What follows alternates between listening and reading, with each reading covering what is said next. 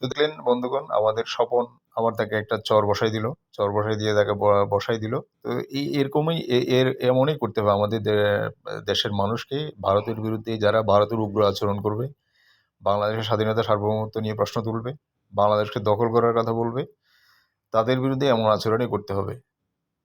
Tit for tat না হলে এ যুগে এখন চলা যায় না। আমরা ভদ্রতা দেখালে কি হবে? তারা তো ভদ্রতা দেখাচ্ছে না। তারা তো উগ্র আচরণ করতেছে। বাংলাদেশকে ছোট মনে করতেছে সব দিক দিয়ে।